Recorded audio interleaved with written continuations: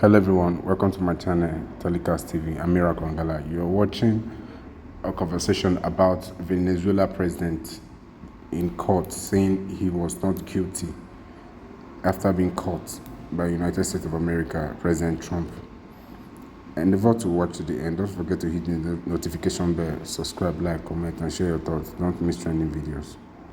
Nicolás Maduro appeared in court in Manhattan with his legs shackled and he was handcuffed. When asked to confirm his name, he defiantly said he was still the president of Venezuela and he'd been kidnapped. It was an astonishing first court appearance for the former leader, the result of an extraordinary turn of events over the weekend that saw him charged with narco-terrorism, cocaine trafficking and firearms offences. At pretty much the same time as he pleaded not guilty, across town at the United Nations, an Emergency Security Council meeting debated whether he'd been lawfully deposed, seized and taken to New York. But tonight, the White House was adamant it will not allow American security to be threatened by anyone, and its actions in toppling the head of another sovereign state were more than justified. We've got full coverage for you tonight with our top story from New York. Here's Sarah Smith. Wearing handcuffs, dressed in prison clothes and surrounded by heavily armed guards, Nicolás Maduro began the journey from the prison in Brooklyn, where he's being held, to his first US court appearance. TV cameras followed every step of the elaborate security operation, the images illustrating the deposed president's humiliation. Maduro, seemingly walking with a limp, and his wife Celia Flores were then put on board a helicopter bound for Manhattan. After arriving at a waterfront heliport, they were escorted towards an armoured vehicle. Historic scenes, the Trump administration say, show a law enforcement action, while others see an illegal foreign military operation. Finally, the motorcade arrived at the courthouse around 7:40 in the morning. US Island everywhere! Outside, some demonstrators celebrated Maduro's capture. Others, angry about President Trump's claim that he will run Venezuela and control its oil. Maduro and his wife both pled not guilty to charges of narco-terrorism and drug trafficking. Ms. Flores had a bandage on her forehead and what looked like bruising on her face. Inside the courtroom, Nicolás Maduro was asked only to enter a plea. But speaking in Spanish, he insisted that he is still the president of his country, complained that he had been kidnapped by the United States, and described himself as a prisoner of war. Maduro was returned to prison after his brief court appearance. This is just the start of a legal process that could last for years. Across town at the United Nations, an Emergency Security Council meeting discussed Venezuela. American allies made clear their reservations that the US has breached international law and may have set a dangerous precedent. Friends of the Maduro regime, like Russia and China, went even further. We cannot allow the United States to proclaim itself as some kind of a supreme judge, which alone bears the right to invade any country, to label culprits, to hand down and to enforce punishments, irrespective of notions of international law. We urge the US to heed the overwhelming voice of the international community, abide by international law and the purposes and principles of the UN Charter, and cease infringing upon the sovereignty and security of other countries. President Trump's envoy to the UN said the US was entirely justified in its actions. There is no war against Venezuela or its people. We are not occupying a country. This was a law enforcement operation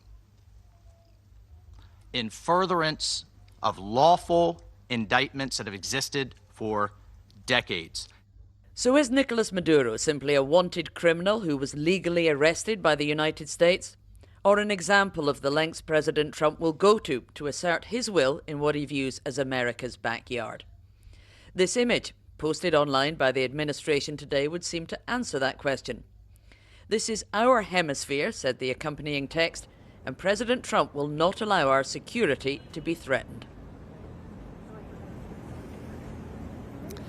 That picture makes it abundantly clear that the capture of Nicolás Maduro is part of a wider, deliberate strategy in which Donald Trump is declaring that he believes he has the right to interfere and control what happens in Central and South America. And in fact, he published a national security strategy at the end of last year, which specifically said that America wants to re-establish its preeminence in the Western Hemisphere. So where might he take this next? I mean, Donald Trump already seems to have Colombia in its sights, from where a lot of cocaine makes its way into the United States. And he has said something needs to be done about the drugs that are pouring through Mexico and into America. And he has again repeated his desire to take over Greenland, which he says is necessary for the United States national security. So it's possible that this action in Venezuela may just be the start of a new Trump foreign policy doctrine.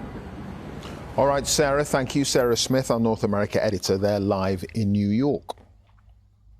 Well, Venezuela officially has a new leader tonight. Nicolás Maduro's deputy, Delcy Rodriguez, has been formally sworn in as interim president. Crucially for her, she maintains support among the military, and she says she's open to dialogue and cooperation with Donald Trump. Despite the events of recent days, not much seems to have changed for ordinary Venezuelans, with life seemingly returning to normal. Ola Guerin has more from Cúcuta in Colombia on the border with Venezuela. En el nombre de Dios Todopoderoso.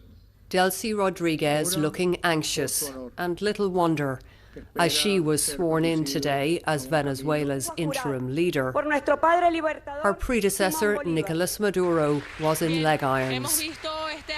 An embrace from his son, who said, "The country is in good hands, Dad." His father's regime was out in force today, but Donald Trump is breathing down her neck. And he's already shown how far he will go, with a strike on Saturday that is still reverberating around the world. Cuba says 32 of its citizens were killed. They were part of Maduro's security team.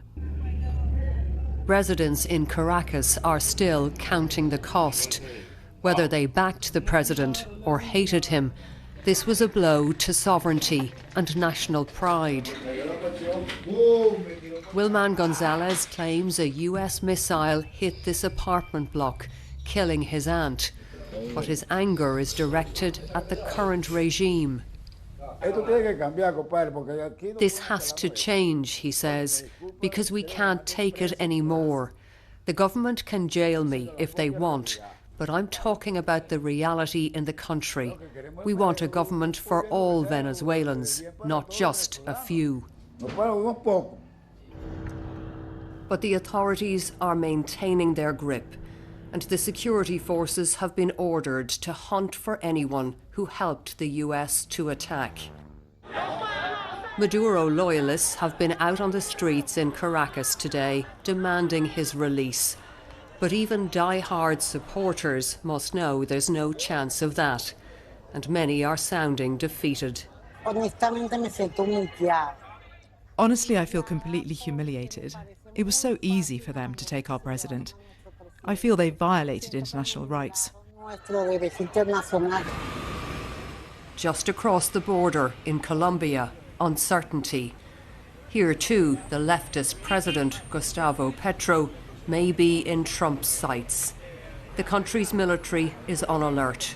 So too, the whole region. Tonight we are in new terrain here at the border with Venezuela, across the region and beyond. What comes next? Many are holding their breath. And what becomes of the established international order which has endured for decades? Critics may say that President Donald Trump is now making up the rules as he goes along. But he has been clear about two things. He wants to determine the future of Venezuela, a sovereign state, and he wants to get his hands on its oil. Ola, thank you for that. Ola Guerin there on the Colombia-Venezuela border. Well, shares in US oil companies have gone up on the first day of trading since the US operation in Venezuela. Donald Trump has made it clear he wants America to take control of the country's oil industry, with the US long coveting Venezuela's vast reserves of heavy crude. Simon Jack is here with more on that. Simon. Yes, some big moves today, Clive. US company Chevron, which still has operations in Venezuela, up 6%. Big winners also the companies that make the equipment and the services to get the stuff out of the ground. Halliburton up 10%. And little wonder, because on the face of it, Venezuela represents a huge untapped oil bonanza. It has 300 billion barrels of proven oil reserves. That's the most anywhere on Earth. Now, despite these resources, production has actually slumped due to lack of investment and sanctions. So today you can see here Venezuela accounts for just 1% of global oil production, tiny compared to the likes of the US and Saudi Arabia. And the cost of extracting those untapped reserves will be tens, maybe hundreds of billions of dollars. Venezuelan oil is heavy grade, it's expensive to refine, and US companies have been burned in the past with assets being confiscated in the past. So there will be no sudden flood of new oil, and you can see that here in the oil price, already close to the lowest levels we've seen since the Russian invasion of Ukraine. Now, more supply, of course, could push prices down further, and the price since the weekend has in fact barely moved. So this is why many are seeing this move as part potential windfall for the US and its companies, but also a move to prevent other countries like China getting their hands on these reserves and establishing an economic presence close to the US. Now, wherever oil comes out of the ground, money, politics, often conflict flows. But in the short term, at least, the potential opening up of Venezuela is unlikely to affect the supply or the price of oil and, of course, eventually petrol. Clive. All right, Simon, thank you. Simon Jack, our business editor there. Well, here, the Prime Minister says it's up to the US to justify its seizure of the Venezuelan president, saying international law matters. In the Commons, the Foreign Secretary, Yvette Cooper, says she discussed the issue with America's top diplomat, the US Secretary of State, Marco Rubio. But some of Sir Keir Starmer's own MPs have said he should condemn Donald Trump's decision. Here's Chris Mason. The Prime Minister in Reading this morning, hoping to talk up what he says the government's doing to bring down the cost of living. But the focus, inevitably, was on Venezuela. We have long championed a peaceful transition to democracy because the president was illegitimate. Is this peaceful? Well, we need a peaceful transition to democracy. Do you believe that President Trump has acted within international law? Well, we do support the peaceful transition to democracy. That is a fundamental principle. People might reasonably wonder what you actually think about what President Trump has decided to do here. International law matters here, and that's why I say the framework must be international law. It is complicated, and the US will obviously have to justify the action it has taken. This evening in the Commons, that equivocation seized on by many, but the Conservative leader was broadly supportive. We should be clear-eyed. The United States is our closest security partner. We must work with them seriously, not snipe from the sidelines. She added she did have concerns about the precedent recent days might set. Listen next to these opposition critiques. We know what happens when an American president launches an illegal war under the pretext of an imminent threat. It's why we oppose the Iraq war and why we condemn Trump today. Hard to find an occasion when a British Prime Minister has looked so irrelevant and spineless on an era-defining international issue as this one does on this occasion. And on the Labour backbenches, if it were Putin doing this, the Prime Minister would not be saying, oh, it's up to the Russians to decide whether or not this is legal. But this is exactly what the Prime Minister has said in relation to Trump's disgusting attack on Venezuela. A number of MPs made the comparison with Russia invading Ukraine, which later the Foreign Secretary said she had to address.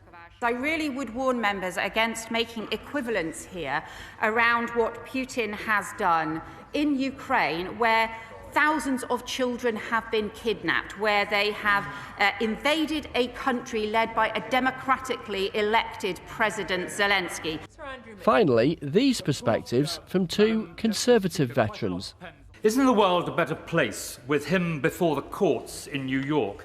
And in this case, do not the ends justify the means? Doesn't she agree it really would be stupid to slag off President Trump now when we want to have influence over what he does next.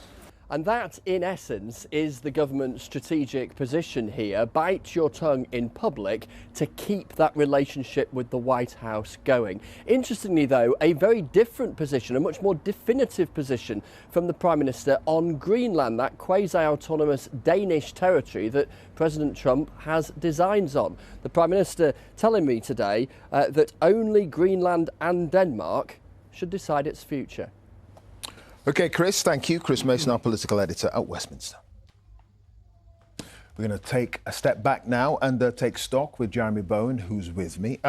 What do all the events of the last 2 or 3 days, what do they say about President Trump and America's attitude to how global affairs should be conducted? Well, let's start, shall we, with that very interesting image that was posted by the State Department on their social media feeds about the Western Hemisphere. There you see it. This is our hemisphere, it says.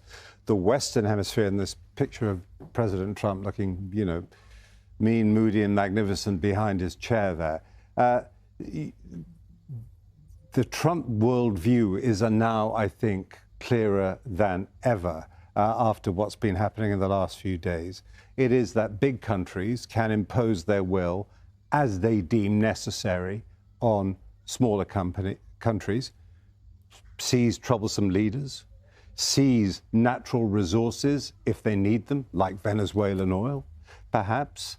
And so this is for Trump, I think, if you like, a new imperial era, an era of spheres of influence where big countries, America has the Western Hemisphere. And now, previous periods, the early part of the 20th century when there were spheres of influence, that wasn't stable. That didn't end well. So that's why people, I think, are very worried about these indications.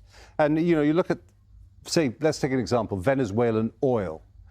By trying to get their hands on it, it's not simply to try to stop China getting its hands on it. It's also because they want to make the whole of the Western Hemisphere a hostile environment, not just for the Chinese, but for any potential enemies. Now, if the Chinese, the Russians, India, say, for example, accept that America has this great big sphere of influence, does that mean that Donald Trump might give them some latitude in their spheres to do what they want? He's already shown that he's sympathetic to the idea of the Russians taking over the Donbass in Ukraine. And what about Taiwan?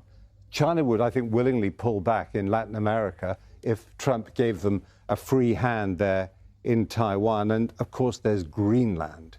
Now, if they do go somehow to annex Greenland, it would be a massive crisis in NATO. It might be the end of NATO. It would be certainly a massive crisis in the Western Alliance, or what's left of it. And one last thing, the wife of the sort of MAGA ideologue, the Deputy Chief of Staff in the White House, Stephen Miller, Katie Miller, she also posted something, a map of Greenland with stars and stripes and just the word soon. All right. Jeremy, thank you. Jeremy Bowen, international editor there.